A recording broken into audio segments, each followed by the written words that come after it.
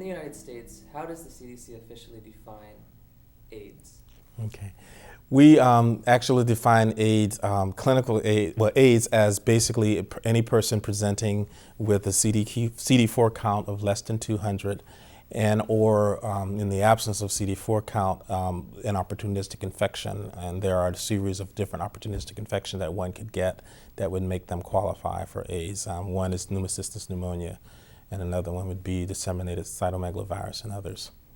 I was interviewing a few people in Health Canada, and they don't recognize the 200 count.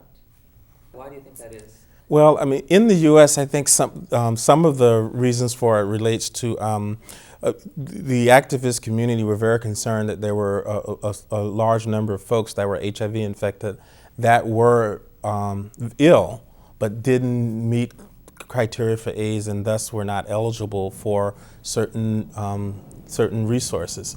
And so I think through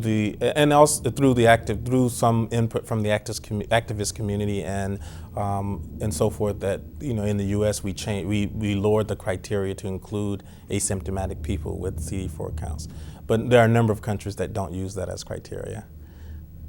Why is AIDS in Africa defined differently? I think it's partly related to the technology that's available in industrialized countries versus what's available in Africa.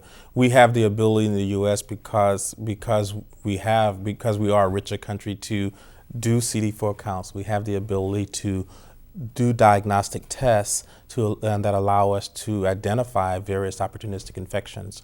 In many countries, the technology and the resources don't exist to do that, so you end up using a clinical case definition, which in most cases represents the most severe form of the disease. What is the percentage of presumptive diagnosis being used in Africa as opposed to the actual antibody testing?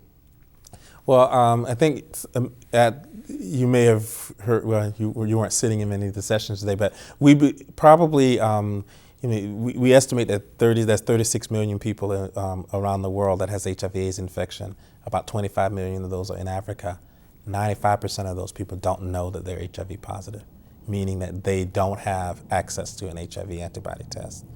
So how does one come to the conclusion that those 25 million do have HIV without actually? It's based on data that have been collected in special surveys, and we conduct special surveys, and then using those special surveys, you then do modeling and make estimates of the number of people that are infected. And these estimates, these estimates are fairly good, and the methodology that we use for making these estimates is very solid. But again, these estimates are only as good as the data that you put into them. And in some countries where the surveillance system is not as good, the estimates are not as strong.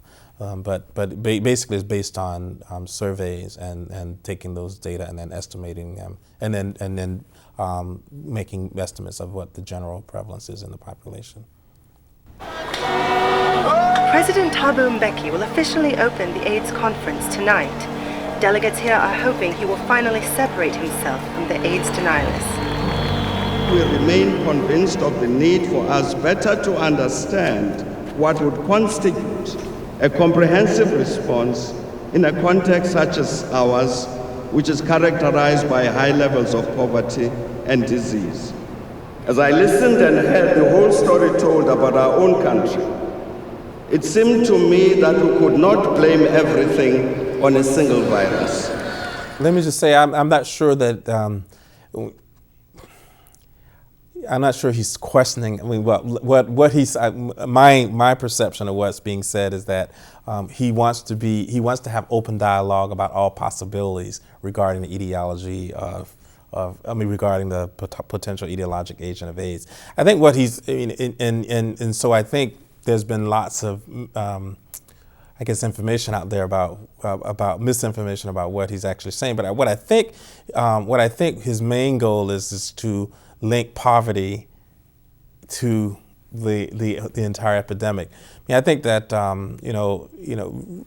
he has said some things that I think were not based on good science. I think the evidence is there's good scientific evidence there's strong. I mean, there's no doubt in most people's mind that AIDS is caused by the HIV virus, and there's good evidence to support that. But I think that I would agree with him in saying that HIV/AIDS is not. I mean, HIV/AIDS is a disease of poverty, and poverty is what's driving the epidemic in many of the countries.